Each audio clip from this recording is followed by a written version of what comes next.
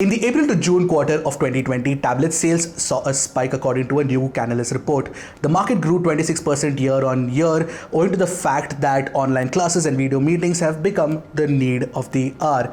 And of course, the report also states the obvious that Apple is the market share leader in the tablet category with 38% market share, and Samsung follows second with 18.7% market share. Now, I am highlighting all these numbers primarily because Samsung, despite all its valiant attempts, has not managed to pull Apple down, let alone beat it. Now, I have been using Samsung's latest, greatest and most powerful Tab S7 Plus LTE, and I must say I'm mighty impressed. But does it have what it takes to beat the iPad Pro, and can it work as a laptop replacement?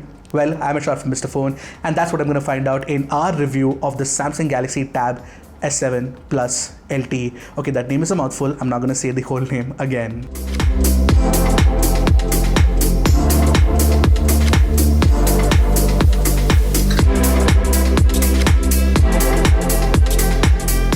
But before we move on, don't forget to hit that red subscribe button and the bell icon right next to it to get notified whenever Mr. Phone puts out an awesome new tech video. Before I move on, let me highlight the differences between the smaller Tab S7 and the S7 Plus. The Tab S7 is thicker at 6.3 millimeters, which is surprising, but lighter at 495 grams. In comparison, the S7 Plus is 5.7 millimeters thick and weighs in at around 590 grams.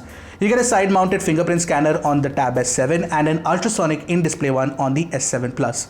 The major difference is the S7 has a smaller 11-inch IPS LCD panel, whereas the S7 Plus comes with a Super AMOLED display. Even the resolution is higher. The Tab S7 has a smaller 7040 mAh battery compared to the 10090 mAh unit on the S7 Plus. Now let me put it out there, the smaller Tab S7 might feel like a better proposition, better value proposition, thanks to the fact that it is available for a whole 16,000 rupees cheaper compared to, a similar 4G LTE variant of the S7 Plus. But the S7 Plus definitely has a whole lot more features and the price bump feels justified. Having said that, if you go for the Wi-Fi only variant of the Tab S7, it is even more affordable, and that makes it a great value proposition. Now, the one thing that I am slightly disappointed by is the fact that the S7 Plus doesn't come with a Wi-Fi only variant in India.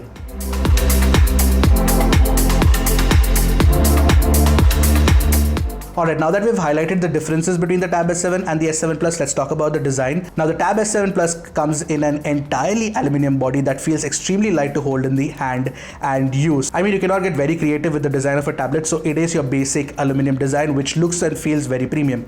In fact, the first time I held it, I was completely taken aback by the lightness of the whole thing.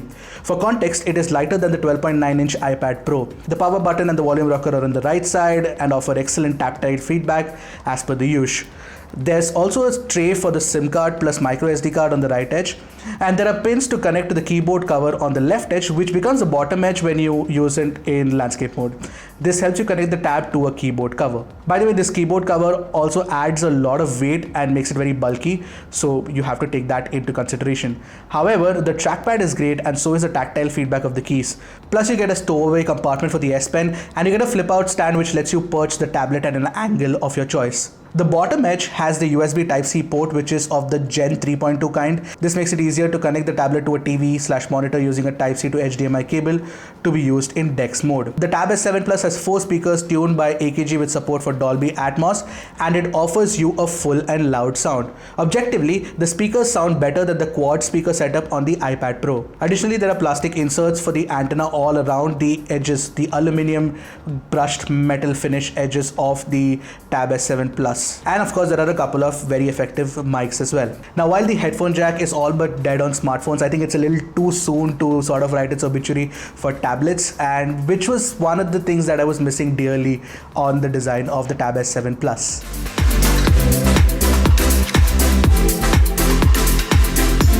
The biggest attraction of the Tab S7 Plus has to be the gorgeous 12.4-inch Super AMOLED panel with a 120Hz refresh rate. So this isn't an LTPO panel, and therefore you get a constant 120Hz setting instead of a variable one.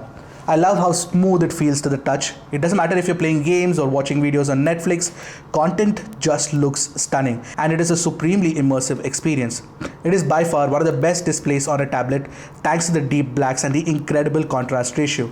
In addition to that, you get very slim bezels around the display and a very acceptable 16:10 aspect ratio. Yes, the iPad Pro gets brighter, but the Tab S7 Plus impresses with punchier colors. Another advantage that the iPad Pro has over the S7 Plus is that it has support for Dolby Vision. The S7 Plus tops out at HDR10 Plus, which is a bit of a bummer. Anyway, you can rest assured that you're getting your money's worth when it comes to the gorgeous display on the Tab S7 Plus.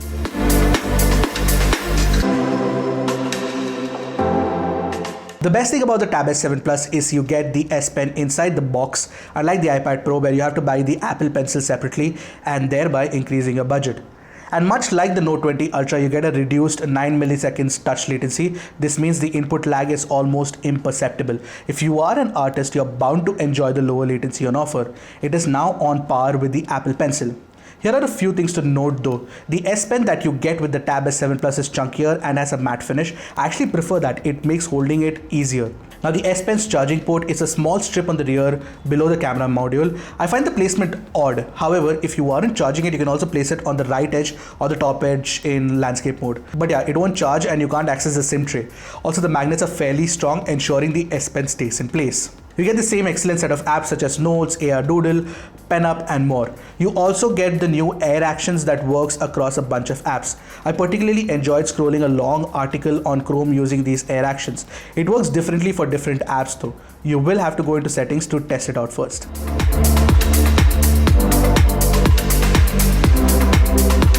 The Tab S7 Plus runs on One UI 2.5 based on Android 10. For the most part, it is an oversized version of how One UI works on smartphones. The limited number of tablet optimized apps was my biggest concern. For example, Twitter Lite works as a proper tablet app compared to regular Twitter. How daft is that? However, what works well are the multitasking options. For example, you can have two apps running in split screen mode and you can make app pairs and add it to the edge panel for quick access. For my use case, I use Google Docs for all my scripts and I have made an app pair with the excellent Samsung Internet browser, which I use parallelly for any research. Apart from the split screen mode, you can use the app windows in pop-up mode and you can have as many of them as you want. Plus, from the pop-up mode, you can have up to 3 apps split vertically or horizontally on the screen. I found invoking it pretty cumbersome, to be honest. By the way, you get a full-blown DeX mode on the tablet itself apart from the wireless DeX mode, and it makes a tablet into a computer. There are quite a few great productivity apps such as Microsoft's entire Office suite and Adobe's apps such as Photoshop, Express and Lightroom, all of which work seamlessly with DeX mode. If your work demands the use of such apps, you can use it in DeX mode and you can actually attach a keyboard and a mouse for a full-blown desktop setup. For my workflow, the tablet mode was good enough. Which now begs the question, can the Tab S7 Plus be used as a laptop replacement?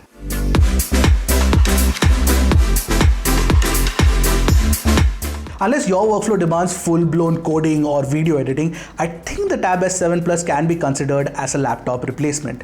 Now, I have been flirting with this idea for a while, so I moved my entire workflow from my MacBook Pro to my Tab S7 Plus, and to be entirely honest, I was fairly satisfied with the transition. Now, I did face a bottleneck when it came to pure processing power. For example, reading the files on our mirrorless camera's SD card was slow in comparison to a laptop. Plus, when you open multiple apps at once in pop-up mode, the tablet starts stuttering once in a while. This is because you get only 6 gigs of RAM, which is low. I wish Samsung had offered at least 8 GB or at max 12 GB of RAM in India. Having said that, if you're doing only a couple of tasks at a time, the performance shouldn't be an issue, which was my case. I don't need more than 2 tasks at a time. My work pattern actually demands attention and research more than juggling multiple windows. So a tablet works absolutely fine. I'm sincerely thinking of switching to one.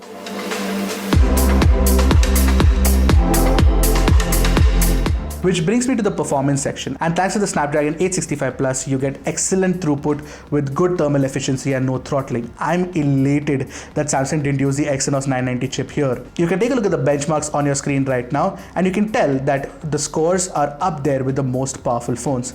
And you know what? I use the Tab S7 Plus to game more than anything else. Yes, the catalog of games are nowhere close to the iPad, but for the games that are out there, they run phenomenally well. I hooked up my PS4 DualShock 4 controller and devoured hours of Bully, Call of Duty Mobile, Oddmar, and Dead Cells. Heck, I even streamed my PS4 on the tab, but it wasn't a great experience, not because of the tablet, which is pretty capable of handling streaming, but because of subpar internet connection. Talking about the internet, connectivity on the Tab S7 Plus is taken care of by a very stable Wi-Fi connection. I would have ideally liked support for Wi-Fi 6 as well, but we shall take what we get for now. I tried my Airtel 4G SIM and that worked well too. As for the battery, the 10090 mAh battery does take a beating if you use the display at 120Hz, which I did for the duration of my review. I got anywhere between 6 hours and 8 hours of screen on time based on my usage. Unfortunately, Samsung only bundles a 15-watt charging brick in the box. But Samsung does add support for 45-watt charging on the Tab S7 Plus, and thankfully I had a stuff cool GAN charger lying around, which is a 65-watt charger, and it comes with support for PPS, so I could actually charge it at maximum speed that is possible for a Tab S7 Plus. It still took me around 3 hours to charge from 0 to 100, but this is a massive battery that we're talking about. Imagine charging that with a 15-watt brick.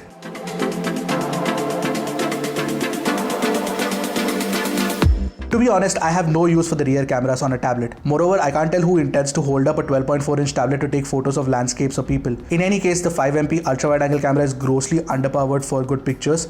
The 13-megapixel main camera is not too bad, and you get punchy colors and decent dynamic range too. Plus, you can shoot up to 4K 30fps video, which looks alright too. I feel the only camera that matters on a tablet is the front-facing one, and this is an 8-megapixel unit on the Tab S7 Plus, and it takes crisp selfies, and of course it can shoot 1080p 30fps videos. So now my morning meetings on Microsoft Teams doesn't look that bad because the MacBook Pro camera, really the webcam on the MacBook Pro was really not cutting it.